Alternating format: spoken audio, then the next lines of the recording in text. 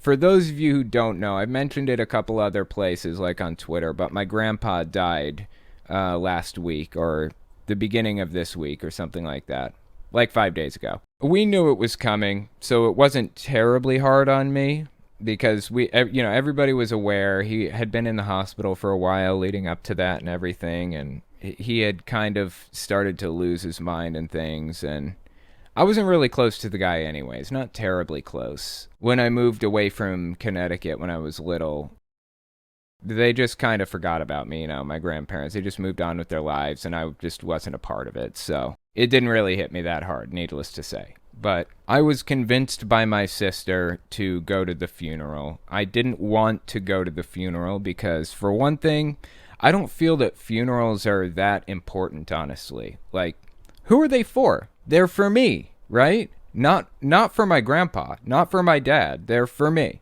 and for any of the other attendees. If I don't want to go deal with my mom at this funeral, why would I put myself through that? I have a lot of other family members up there too, aunts and uncles and stuff. And I don't talk to those people very much. So why would I even bother putting myself through? They probably hate me based on what my mom said anyways. That was my thinking, right? Well, my sister convinced me to go anyways. She was in the area with her kids, my nieces and nephew. And she wanted me to come up. It's only like a 4-hour trip or something. So I was like, all right, I'll go up. A couple months ago, I'd thought ahead because my dad died, and I knew it was important to have pictures of the people that you love. So I thought ahead. I knew my grandpa was kind of on his last leg, so I got like 8 books made up, picture books, through like Shutterfly or something. Old pictures of the entire family, my mom's side of the family, including my grandpa. I got a whole bunch of them done. So I get to the funeral that day, and I was there with my sister. We drove there together. We go inside and sit down, and there's my mom, she's sitting over there. Weirdly, because going to a worldly funeral is banned. That is against the rules. You will be disfellowshipped for it. My sister argued with me about this because she was like, "Oh, the Watchtower Society gives special leeway for like things related to family," and she disagreed. She was like, "No, she wouldn't be disfellowshipped for this." So I looked it up specifically. My grandpa was never a Jehovah's Witness. He was in the military, Korean War, and he had a military send-off as well as a church funeral. My mom was there for both events. She would be disfellowshipped for that if her circuit overseer knew. This is like as bad as adultery. It's listed in the Shepherding the Flock Elders Handbook, 2019 edition, I think, or 2018. It's also listed in the October 15th, 2007 Watchtower. It specifically says you can't go to worldly funerals and participate in worldly worship, basically. Can't participate in worldly versions of church or whatever. So right off the bat, she'd be disfellowshipped for that. Found it fascinating she decided to come to it. But you know what? I went there and I wasn't going to say a word to my mom. I was just going to go there and chill out, appreciate the funeral for what it was, give out some of the books that I had brought to my aunts and uncles, and go home. That was going to be it. So I went there with Rose, my wife, and Kylie, my daughter, and we're sitting in the church pews over on the side, and my mom's sitting in the middle. She's pretty far from us. We didn't have to cross paths at all. She walks up to Rose and puts her hand on her arm and says, "I want to apologize to you specifically if I hurt your feelings. You. Specifically you," is what she said. And I looked over. Rose is just like staring at her, didn't say a word. And I was like, "What about me?" And my mom just stares at me. I think she said, "I can't fix that." And I said, "I want to be in your life." And she said, "Are you going to make a scene at a funeral?" And then walked away. And then after that, guess what? She told everybody that I made a scene at the funeral. I yelled at her at the funeral is what she said. She told everybody I yelled at her at the funeral. So my sister was talking to me and basically told me that my mom was trying to spread that around. I made a scene at the funeral. My mom walked up to us and said that shit. And said that I made the scene at the funeral. I intended to steer well clear of her, and it was only a couple of words said anyways. Well, as it turns out, the entire family fucking hates my mom. I had no idea that it was like this. I thought my mom was going around telling people all kinds of shit about me, but no, as it turns out, nobody can stand her. She's awful. Like, she has burned every bridge that she has. So, I took solace in that fact, at the very least. I'm glad that she is miserably failing to turn people against me. So after the funeral service, I went up to each of my aunts and uncles and gave them the books personally. One of them each got one, basically. They were like crying and everything. They were like so happy. I was so glad that I brought them those books. That was just perfectly timed. This is the perfect gift to give in that exact moment. I had actually planned on giving them out to people like way earlier, but it worked out perfectly. I was just so glad that I could give them those in that moment, because I absolutely know exactly how they felt losing a parent. I lost my dad recently, as most people have heard. So, other than my mom being just the monster that she is, it went really well. There is apparently a lot of family drama. Like I said, my mom has really pissed off a lot of people. And I have to wonder, what is her end goal in pissing everybody off and hurting people's feelings and yelling at them and then flipping it around and saying they yelled at her? What is her end goal? What does she think she's doing? What is she accomplishing with this? Chem Panda, I'm so glad your family is seen through her toxicity. I can only imagine. It still sucks to see her like this. Sorry, man. I appreciate it. Yeah, it does suck. It sucks a lot. I don't actually ever expect to have a relationship with her again. And after everything she's done to me, maybe I don't even want it anymore. And maybe I'm starting to wonder why I ever did. She's been nothing but toxic to me from day one. She's just an awful person in her heart. She's got a bad heart. An immoral, evil person, really. Carter 420, are you worried you might out your mother for going to a funeral? Is there any chance someone might see this video and use it against her? I doubt it. I really doubt it. First of all, nobody actually knows who she is or what congregation she goes to or even what she looks like or any of that stuff. So, nobody is going to be able to contact her congregation and tell them what she did, first of all. Second, I guess family members might see it and might decide to call. That would be a little bit more justified if family members did it. And if they did, so what? She broke the rules. I smoked a cigarette and got kicked out. She can face the consequences for going to a funeral. If, like, my sister or something decided that she wanted to call the elders and tell them, let her. Who fucking cares? It's not my problem. It's her problem. She made that stupid fucking mistake in the first place. On top of that, I believe she brought somebody else to the funeral with her, a fellow Jehovah's Witness. They had no ties to the family. They were not related in any way. Maybe had never even met my grandpa. I don't know. They had no right to be at that funeral, according to the religion. Like, I don't give a shit that they were there. It doesn't matter to me at all. But according to the religion, they should be disfellowshipped for that. This isn't like a repentance type of thing. This is like a, I just committed adultery type of thing, and they need to be kicked out for this shit. This is real serious. This is a big fucking deal within Jehovah's Witnesses. Taking part in worship in a worldly church, in a church from Christendom, that's a big fucking deal. At this point, the divide isn't the cult anymore. My mom says she can't talk to me because I'm an apostate. My sister's an apostate, and she talks to my sister.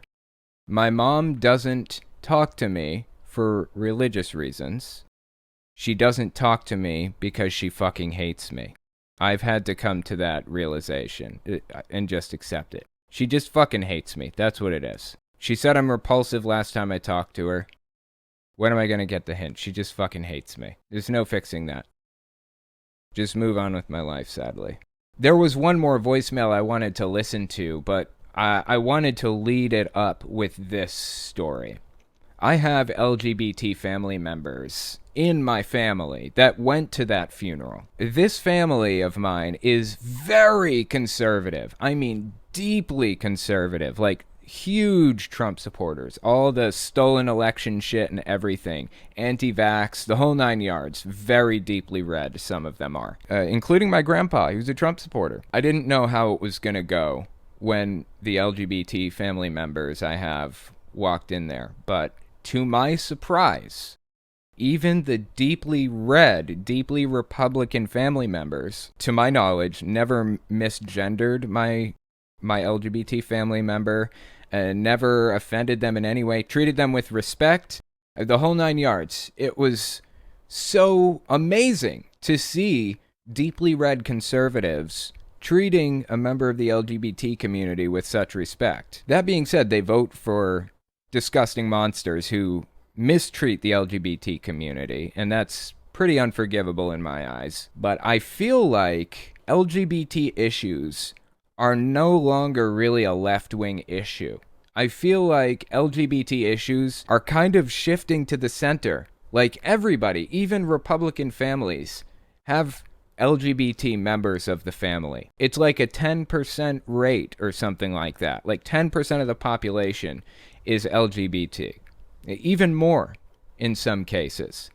There isn't a single family in the US, I'd venture to say, or very, very few, who don't have a member of the LGBT community in it, whether they know that fact or not. And the fact that so many family members have been coming out as gay or trans or whatever else is the reason why so many deeply read Republicans have been forced to face this issue, have been forced to either accept who they are or leave. And usually, when faced with that choice, at least in recent years, they've chosen to accept it. Even the deepest red Republicans. I feel like a lot of the problems that the LGBT community has now are the Republican leaders, like the leadership, the congressmen, the senators, and all that stuff, continuing to act like demagogues and demonize them. If we can try to put a stop to that, it'll get even better. And I think that it's getting so much better right now, mostly thanks to the people who did come out of the closet and suffered terribly for doing so. They suffered terribly for coming out to family members who they knew wouldn't accept them. They were hated and spit on and kicked out of their homes, and they were never spoken to again by their family members. But some of them were accepted by some of the least likely members of that family. That has made the world better for others. It's made it easier to come out for others. By coming out of the closet, it's made society a better place to be for fellow LGBT members. So I have to applaud and recognize people who came out when it wasn't easy to come out. All that being said, there's one more voicemail I wanted to listen to. We're running short on time, but I really want to listen to it. Check this out. This is Russ from Iowa, 63 years old fart. I don't know how much demographics you need. Been listening for a couple of months. Really, really like your videos. I'm a theist. I'm trying my best to keep my sanity. I try to actually treat people like Jesus would treat people. I have a transgender son. I have a gay married son. I have a transgender grandson. I have a transgender nephew. I have gay cousins. I have black people in my family. I have atheists, agnostics, Catholics, Baptists, Pentecostals. I have Koreans in my family. I try to love everybody, treat them like Jesus would. I love them all. I love you too. Anyway, I'll just say bless you, even though you don't believe in God. I like your stuff. Hang in there. Bye-bye. I appreciate that. I'm glad to hear that we have differing beliefs and that we can still meet in the middle somewhere. But that wasn't the only voicemail that I got from Russ. There is another one. Listen.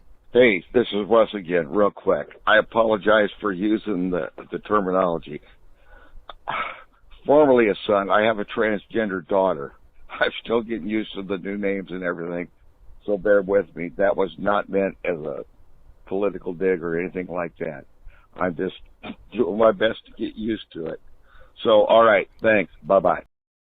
That is better than not trying to get used to it. This guy seems like he, at least at some point in his life, was more conservative than he is now, at least. And he's obviously still a Christian, but his family members came out as trans or gay or whatever else, and it made him realize that this issue affects him and he needs to figure it out. He needs to understand it more, or he's going to lose his family members. He decided to understand it more and do his best to respect who they are and realign his perspective on things, to be respectful of them. I have to say, I respect the hell out of that.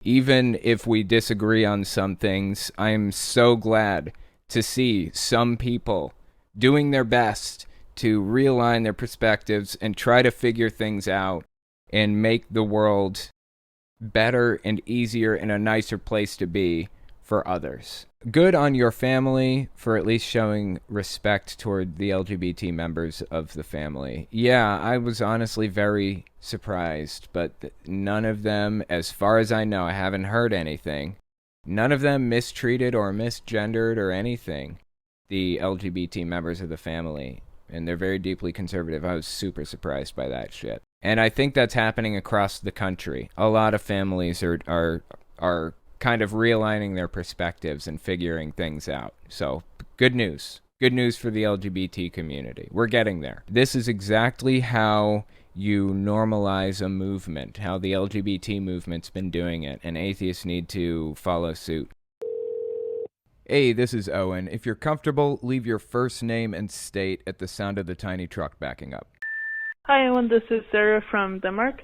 So I visited Copenhagen in Denmark the other day, went into the Scientology church just for fun, and they asked me to put on gloves and a mask. So apparently they don't believe psychology, they don't believe masks, but they're terrified of the coronavirus, as opposed to a lot of other religious institutions right now. So what's that about? Thanks, bye. It's interesting how different religions pick and choose which science they want to accept. They're extremely critical of science in some areas, but accepting of it when it reaffirms what they already believe. Like you said with Scientology, they aren't really a religious cult, they're a psychology cult. They believe that mainstream psychology is evil and only serves to hurt people. And if you want real psychology, you have to come to them to get it. But they accept certain types of science. That's like the only one they have a problem with. And that's largely because the founder, L. Ron Hubbard, absolutely hated psychology. He had his own ideas on psychology and how it worked. And when he submitted those ideas to, like, I don't know who, the American Psychological Association maybe, they rejected those ideas because they were nonsense. They were not based in fact in any way. And ever since then, he's had a grudge against psychology in general. Jehovah's Witnesses, on the other hand, generally accept science for the most part up until the moment it interferes with what they believe. Since Jehovah's Witnesses aren't supposed to get involved in politics at all, they aren't really falling victim to the whole anti-vax thing. So they have been encouraging people to get vaccinated, luckily. But they have outright banned their people from getting certain treatments for the virus, like the antibody injection, like the blood plasma injection or whatever, that when that treatment was going around, they banned anybody from getting that because it has blood in it. Because it's a blood fraction or whatever, being plasma. They accept some science, they reject other science. That's how basically every religion works. Don't even get me started on Christian Science. That's how basically every cult works. So anyway, it was an interesting observation. I didn't know that about Scientology, that they were being really cautious about the virus. But you know what? I'll take it as a win. I'll take it as a win. I think all the rest of the shit they say is ridiculous, but I'll accept this at the very least. Hi, Owen. My name is Tycho, and I used to watch from Hawaii, but I'm now watching from British Columbia, Canada. Wow, that is a huge move. Moving from Hawaii to Canada. Jesus Christ. I actually looked into moving to Canada myself. I mean, I don't think I could. It would just be too difficult to do. Getting a passport, getting citizenship. I mean, I don't even know what's fully involved in it. But congratulations on that move. That sounds like it was a mess, but I'm glad you made it. Canada seems like a better place to be than the U.S. at this immediate moment. I'm concerned that someone worse than Trump is going to rise up and sort of take his place. I'm wondering what your take on that is, and if the people following him now will move on to that person, or if they might even completely change direction. Thanks for your work and your opinion. Interesting question. The thing is, I think that the Republican Party has been leaning toward cult-like attitudes and cult-like mentalities for a long time. Since the early 2000s, they've been going there. All it really needed was a little push. It needed one person who really likes that to come along and grab the reins and take it the rest of the way there. And Donald Trump did that. I think Donald Trump is one of a kind when it comes to cult leaders. I don't think it would be easy to pick up his base and take them along for the ride. I think this is like a once-in-a-lifetime kind of thing. He was in the right place at the right time, and he was exactly the right personality to make this happen just right. And I think those people that followed him are not going to let go. I don't believe they'll ever let go. They have effectively turned him into a messiah, seriously. I mean, that's not hyperbole. I'm sure you've probably seen how insanely religiously they view the guy. I mean, I say a lot of people have seen because I've been showing this shit on my channel, comparing him to King Cyrus, saying he has the Cyrus anointing, comparing him to Elijah, constantly comparing him to Bible characters, Joseph from Egypt, and even Jesus, comparing him to Jesus. I'll insert a picture of a billboard that was put up by a conservative group recently that clearly illustrates this point. He is viewed as Jesus. I don't think anyone's going to be able to easily come along and pick that up in his place. He would either have to be gone completely or endorse them directly and saying, I'm stepping out of politics or something like that. And even then, they wouldn't get the same enthusiasm that this guy got. This is like a really unique phenomenon that we got to observe. And it's fascinating from a psychology perspective, horrifying from a society perspective. Hey, Owen. This is Brody from Pennsylvania. I was doing some volunteer work last weekend, and a man walked up who was a Mormon because he handed me and a few other volunteers a Mormon pocket Bible and another flip book about Mormonism. And obviously we were trying to proselytize. And my question is, how would an appropriate way to handle being proselytized like that, how would a good way to handle that be? Because I am a Gnostic atheist, very, very firm in my atheism. And I would just, don't want to be rude because that person is clearly going through a lot in the cult. Thank you. Usually, people who are proselytizing, like Jehovah's Witnesses, knocking on doors, or Mormons, or whoever else, their goal is to get as many people into the religion as they possibly can, as quickly as they can. And if they realize that you're basically a lost soul and it's not going to happen, as sad as they may be that they can't bring you in from the dark, quote unquote, as they view it, they're more than happy to move on and not waste their time on a dead end. Typically. I mean, it varies from person to person, obviously, but if you're just straight up with them and firm and say, I'm not interested, and nobody else here is interested either. We don't believe in any of this stuff. In fact, we think your religion is harmful to society. You're not going to get anywhere with us. If you just lay it on the line like that, I think they would be more appreciative than if you kind of let them around by the nose or whatever else. I know that I would have been more appreciative when I was knocking on doors. And I'm sure it varies from person to person, but just giving a straight, flat answer is probably the best route to take. Hello, this is Corey from Georgia. I heard an interesting anecdote from my grandmother about her childhood. She says her daddy was a Jehovah's Witness, but the strange thing about the story was she was adamant that they told her that Jesus was not the Son of God, but was a prophet. I'd like to know what you think about that. Goodbye. I appreciate that. Interesting. So they're saying that Jesus was a prophet, but not the Son of God. That's not actually what Jehovah's Witnesses believe. So let me listen one more time. Who was it that said that? From my grandmother about her childhood. She says her daddy was a Jehovah's Witness. Got it. So your grandmother was told by her dad, who was a Jehovah's Witness, that Jesus was not the Son of God. He was a prophet.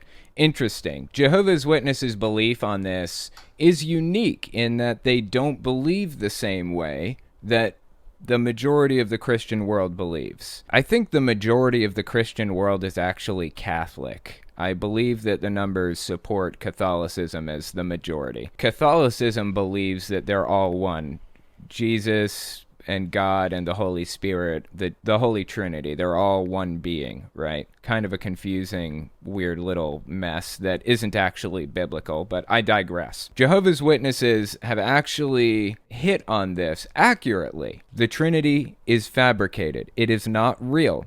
It was added to the Bible later. This is widely accepted by mainstream scholars on this subject. The Trinity was added later. And Jehovah's Witnesses use that fact that they're correct about to lend themselves credibility about their interpretations about the rest of the Bible. So I'm not sure why they would say that he wasn't the Son of God. That isn't what they believe, but they are unique in their beliefs about Jesus. Although a lot of Protestant denominations have come around to kind of throw out the Trinity, recognizing that it's nonsense and it was added way later by people who were not the original authors.